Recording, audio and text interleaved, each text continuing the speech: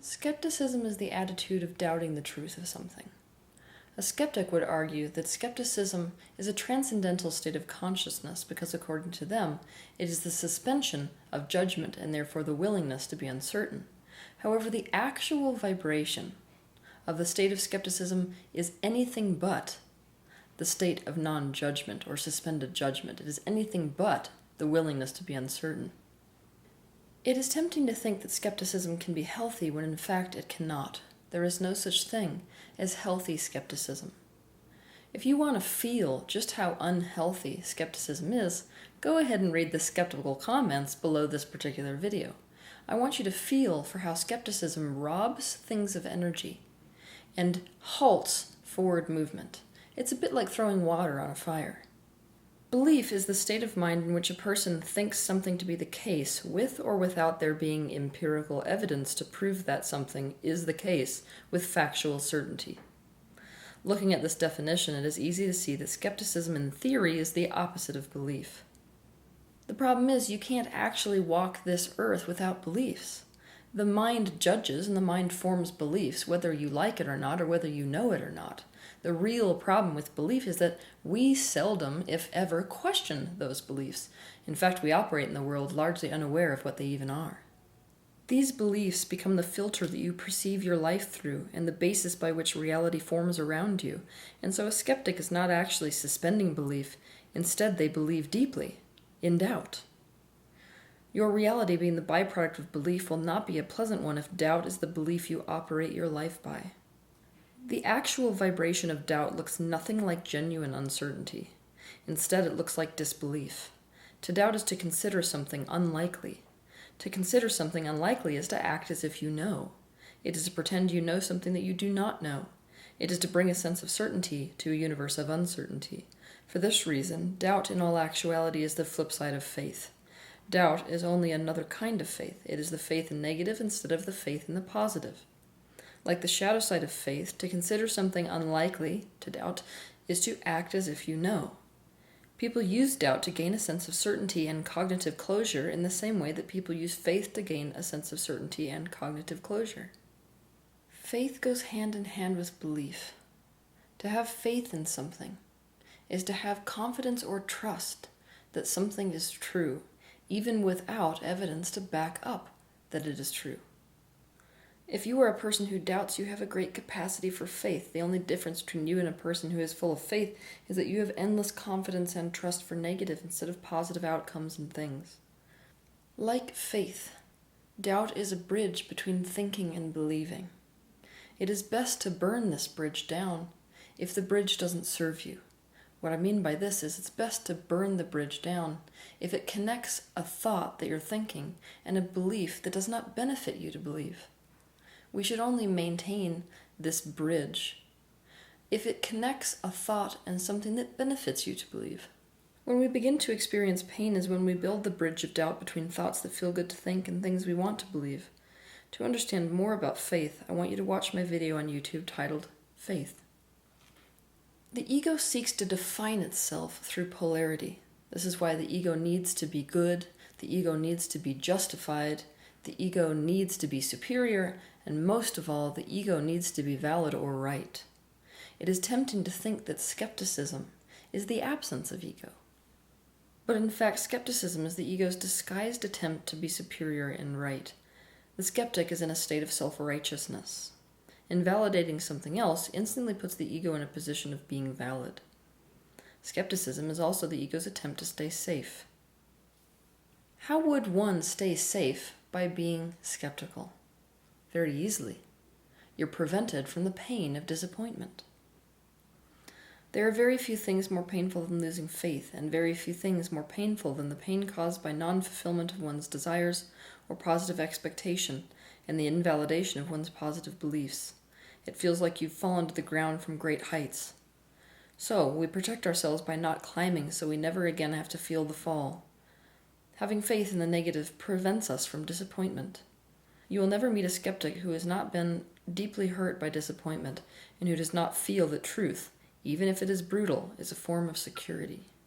It's important to understand that it's not healthy to blindly believe something. In fact, this form of optimism is nothing more than an escape, and it's nothing more than a state of complete ignorance. Now, we know where ignorance leads. It leads to all kinds of negative ends. It is, in fact, a state of resistance. So I don't want to sell to you the idea that pure optimism and pure positive thought is always in alignment. It is not always in alignment. But if you find yourself in a state of skepticism, then we have to consider the idea that positive focus, that optimism, might in fact serve our lives better than the skepticism that we hold today. You do not have to be a skeptic, nor do you have to be a blind believer. The goal is to develop an open mind. An open mind is built on the basis of questioning. Now, there is a massive difference between doubt and questioning. One is a state of resistance, doubt, and the other is a state of openness to new truths. Doubt halts the momentum of progression. Questioning causes progression, especially the progression of thought. Questioning allows for truth to reveal itself naturally, and because it is not invalidating like skepticism is, it never feels bad to the questioner or the thing being questioned. People are not stupid. We can feel the difference between being doubted and being questioned. And there is a massive, massive difference between invalidating something and questioning the validity of something. They are two separate vibrational states. One is going to be met with resistance.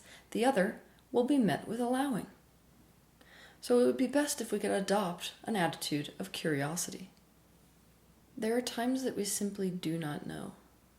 At times like this, I urge you to consider the idea of holding to a belief that serves you, regardless of whether you know for a fact that it is true or not. I urge you to adopt these beliefs or to approach your beliefs with a kind of looseness. You want to hold to them the same way that you would hold to a baby bird. You don't want to hold so tight that you crush it.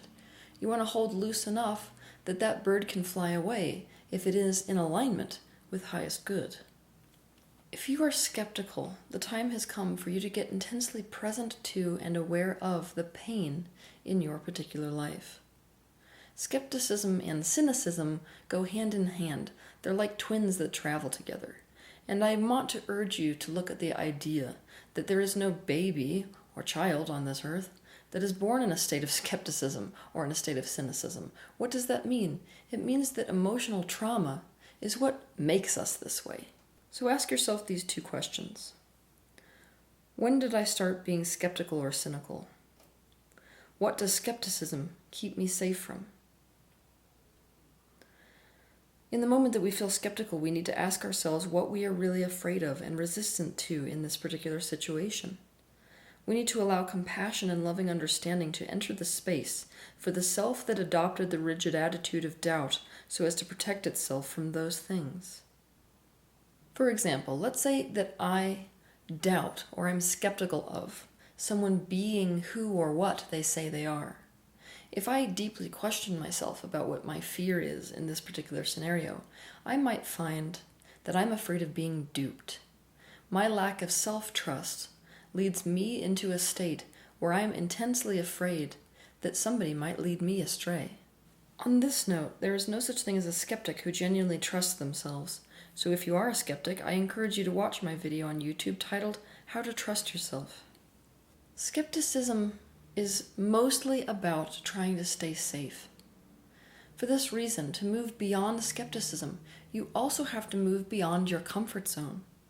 We have to do this on an emotional level and especially on a mental level. In order to move beyond skepticism, you have to consider brand new ideas. Ideas that your mind wants to shut down for the sake of creating cognitive closure and a sense of certainty. Skepticism is an awesome disguise for fear.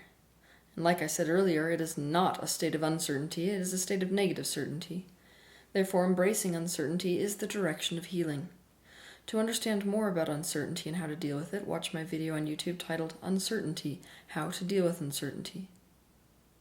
And when you are faced with ideas that you would normally doubt or invalidate with your attitude of skepticism, I want you to instead consider the validity of that particular viewpoint or idea.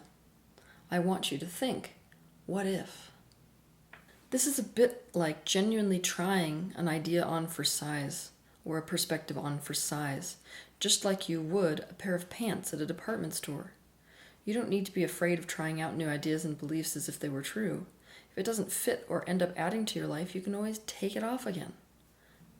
If you are a skeptic, it is time to see that the vibration that you are in is not in fact the vibration of openness and neutrality, any more so than somebody who uses blind optimism as a way to avoid facing truths that are difficult to face. Instead, you are in a permanent state of distrust, and you have decided that a negative outlook serves you better than a positive one. Ask yourself why this is the case. A negative approach to life prevents you from some forms of pain, especially pain caused by the loss of something positive, but it does so by keeping you in pain. Positive thinking does not have to be a Pollyanna state of willing ignorance. It can be a commitment to intentionally creating your life, and it can come from the understanding that a belief is only as good as it does.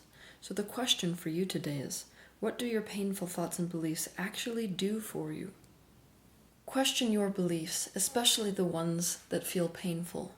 But are you ready for the ultimate chess move? You're going to love this one if you're a skeptic. The ultimate chess move is this. If you are a skeptical person at this point in your life by nature, you can actually use that skepticism to your benefit. You can use it positively by using that very same skepticism to dismantle your limiting and unuseful beliefs. Turn it on the things that no longer serve you. Every single person that you meet on the street will know something that you don't know. This is amazing. This opens us up to the idea that we are constantly in a world that can surprise us. We are constantly in a world where truths are going to continually and progressively reveal themselves to us. Open yourself up to being excited about this instead of threatened by this. What are you supposed to learn today? What new truth could benefit you today? I want you to approach the world with this level of curiosity. And if you live with this level of curiosity and openness to new truths revealing themselves, then your life will be full of magic, mystery, and adventure. A state of skepticism is a state of closed-minded and closed-hearted pain. Our life is the byproduct of belief. If our belief takes the form of doubt, we limit ourselves and we limit others and we limit the universe at large. If we live in a state of skepticism, it will not be possible for us to experience any kind of miracle. We cannot experience anything that we disbelieve. That is an absolute law of our existence here in this particular time-space reality. This is painful because it means that the realm of magic and mystery is actually closed to our perception. So my challenge to you is, adopt the idea of curiosity. Adopt the idea of what if. Get outside your comfort zone enough to consider and see what the world reveals to you then. Have a good week.